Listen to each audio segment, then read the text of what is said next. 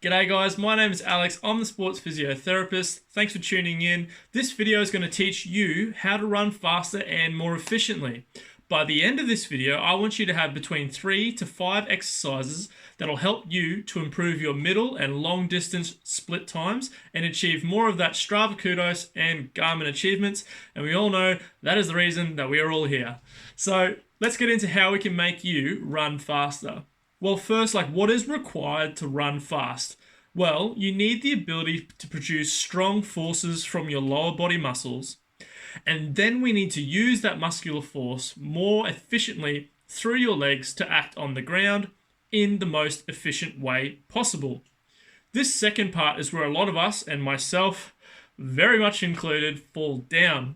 I feel like I've got strong legs, but this doesn't really translate into me being a good runner. I trudge along, I spend a lot of time on the ground and not a lot of time gliding forwards like everyone else. So today I'm going to show you how you can improve your running speed and efficiency in 2 easy to follow sections. Part 1 is just some of you will need basic strength work because you need to produce appropriate muscular force in the appropriate muscle groups. And if you just don't have that strength, you're going to find it really hard to get that faster running style. In part 2, I'll show you exercises that improve your running efficiency, and they focus on keeping you lighter on your feet, which will in turn improve your speed. This is where the bulk of this video is going to really focus on. And I think unless your name is Mo Farah, we could all stand to improve our running efficiency and being a bit lighter on our feet. And as a side benefit, all these exercises will double to help reduce some of the most common running injuries that we see, being patellofemoral syndrome, Achilles tendinopathy, ITB syndrome, and plantar fasciitis. All right, guys, let's get into part 1. Okay, so my top 3 strength exercises. These are aimed at improving your muscular strength, which will in turn help you produce more muscular force and reduce those common running injuries. So number 1 is single leg squats. Single leg squats primarily work your hips and quads, but also require control of your hip and knee and ankle to perform because you're doing it on one leg. So make sure to keep your hips even when you're doing this so that you aren't collapsing down on one side, and just try to make sure that your knee tracks sort of over your toes and doesn't come inside your feet. I get patients to do this at a chair height or height that keeps your hips at 90 degrees when you're at the bottom. To run quickly, we need strong quads and glutes to absorb the forces that we make when we contact the ground as we run. We need them to be robust and be able to produce what I refer to as system stiffness so that we can absorb the forces placed on us as we run. For our second exercise, we can pick soleus press or calf raises. The soleus is the main calf muscle that's responsible at slower speeds of running that we're going to be doing in middle and long distance. So the soleus press machine is probably the better of the 2 exercises, but requires some equipment to do properly. Look, it is possible to do a soleus press in standing as shown here and give it a go, but I find the machine works best in my opinion. By doing standing calf raises, the soleus isn't asleep or anything, it's just not working as much with a stock standard calf raise. If you're someone that suffers from certain forms of Achilles tendinopathy, you might find doing a normal calf raise to be uncomfortable, but for the majority of runners, it is generally quite tolerable. Make sure to keep a steady tempo of 2 seconds up or 2 seconds down when performing either exercise. If we want to run quicker, we need strong calves for that strong push-off off our back leg. But most importantly, we need the calves to create this lower limb system stiffness as we contact the ground. If we contact the ground and our ankle stiffness just doesn't hold up to the forces that we're putting on it, this force is then going to travel up to the knee or up to the hip. If the forces do travel up to the knee or hip, it just increases your chance of developing, patellofemoral pain or some kind of lateral hip pain. But more so than that, we need that ankle stiffness so that you can propel yourself forward and get faster. My third exercise is the star plank. This has become a recent favorite of mine for working on lateral hip strength of that glute medius muscle, which is going to help you absorb those forces in and around your hip when running. The exercise works both left and right sides simultaneously, but in 2 different ways. It works stiffness on the underside, and it works controlled movement on the top side. Make sure you keep your hips high off the ground as much as possible. Make sure your trunk stays straight and don't let your bum poke out the back. So no twerking, you got to keep it nice and tight and keep yourself in a straight line. So squeeze your glutes to keep yourself straight and try to keep your top leg that's moving as straight as possible also.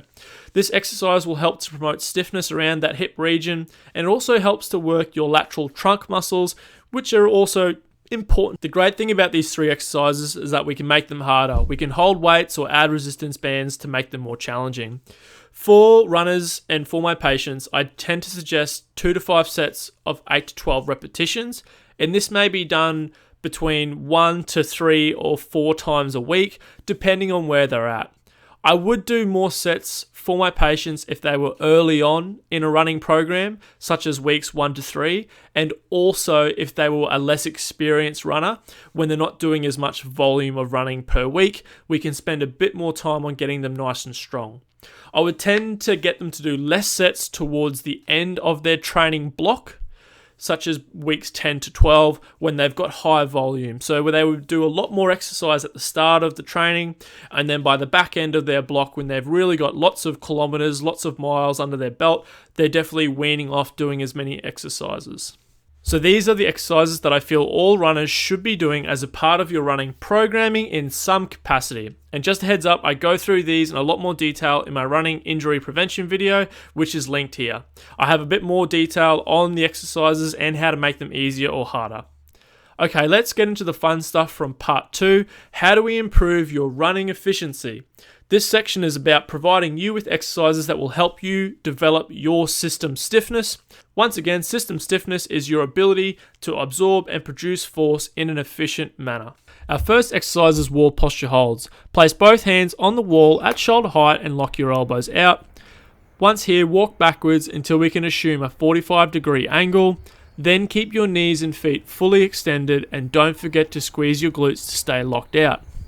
Now you are stacked correctly in the triple extension position, which is the position runners use to maximize their force output with every stride. Our goal here is to develop strength in this triple extension position, as it will provide you with the ability to produce more force from the leg that's in contact with the ground, increasing your running speed. During middle and long distance, it's unlikely you will achieve the full triple extension position as you would if you were sprinting. However, as a runner, you still mimic the triple extension posture to a large degree with every step. Thereby, developing strength and endurance in this position will help you to increase and maintain your speeds for longer periods of time. To progress this exercise, we can just move on to a single leg variation of the hold. We want to flex our hip up into a high position and then cock our ankle into what we call dorsiflexion. This is just essentially bringing your big toe up. We want to then hold this position for the same number of sets and reps as the first exercise. However, I would suggest filming yourself just to check your technique out. By keeping your ankle dorsiflexed, you are preparing it for contact with the ground so that when your foot touches, it's already in a position to push off effectively. If your ankle is floppy, it just can't push off quickly when it hits the ground. I know that you would never run with your toes aggressively dorsiflexed. However, this will have a positive carryover to your running and your ankle's ability to absorb and produce force. Another little exercise that I'm just going to slip in here is toe walking. It's a great exercise to work on that triple extension pattern of our ankles, knees, and hips, just making sure that we're staying completely locked out. It's a great way to work on that rigidity in the ankle, and it gives you that firm and powerful push-off that we're looking for when we're running. Once you develop mastery of the posture holds, we're going to go on to single leg marches. So starting in our single leg hold position, with the leg that's in the air, drive down, keeping our ankle dorsiflexed and strike the ground, pulling it back up to your start position. The key here is to begin at a velocity which is comfortable and then increase it as you build that confidence, because you've still got to maintain that triple extension position on your opposite leg. Once you have the technique down, it's time to move on to some alternating marches. So with marches, we are now putting everything that we have practiced together. We're going to use our system stiffness and our triple extension position to move quickly. So same start position, stay stacked, stay active. So we're just exchanging from our stance leg, quickly touching the ground, and then coming back over and holding our position again. But just don't lose your triple extension and posture, and don't forget about your ankle position. Once you can do this well, make sure you're doing triples, so we're exchanging our posture leg. So we can then move on and even progress to 6 exchanges, or just time ourselves for 10 seconds and try to get as many exchanges as we can in, but just make sure that our form and technique is good. Okay guys, our next exercise is pogos, which is a relatively stiff-legged jump technique that is great for helping to develop that system stiffness and to practice spending less time on the ground when you're running. So the exercise is great because it incorporates everything we've learnt so far. We want to make sure that when we're about to land, our ankles are dorsiflexed. And then as we land, we've got good control and system stiffness. As we hit the ground, we absorb that force and then we propel back up by using our triple extension. I often use this exercise with patients who are sluggish with their running form and they describe themselves as a heavy runner. So if this sounds like you, I do think it's a great exercise to add in at a small volume to begin with, and then increase the amount that you do as time goes on, because it can be a bit much if you just do a lot straight away. Our progression from here is single leg pogos, and I struggled a lot with this myself. However, running is a single leg activity, one after the other. So I do think that developing a good single leg pogo is going to have great carryover to being a lot lighter on your feet, to having good spring, having good efficiency with your running, and being able to propel yourself forward. So think about having your foot dorsiflexed again when you land, and then popping into that triple extension for takeoff. Volume, once again, is not the key here. It's just about the quality of the exercise. Don't be labored or heavy when you do the exercise. Be as much like a spring as possible. Our final exercise that we're going to add in is tuck jumps. Tuck jumps are a great way to develop explosiveness in your legs, and it's a good general leg exercise that can be incorporated into a running plan. It's a natural progression from your wall exercises. It utilizes the triple extension, but also the dorsiflexed ankle, because it uses your ability to absorb the forces from the jump. So as you come down, you've got to absorb, and then you've got to have the ability to jump back up quickly when doing continuous tuck jumps. And obviously we've developed that skill from our pogos. So you need that good technique for the dip, a powerful triple extension to pop up, and then you need to have that dorsiflex ankle so that when you hit the ground, you can go again. I would suggest starting with a double leg tuck jump, so just a single one, and then progressing to the ability to do 2 in a row, 3 in a row, doing continuous. We then want to consider going on to single leg tuck jumps. Now, this may not be for everyone. However, if you have the ability to do a single leg tuck jump, you sure as hell can produce good forces in your leg when you're running, because running is just lots of single leg activities, one after the other. So just start with a single leg tuck jump, land on 1 foot or 2 feet, depending on your confidence. But then we want to build up to continuous tuck jumps as well. So 2 in a row, 3 in a row.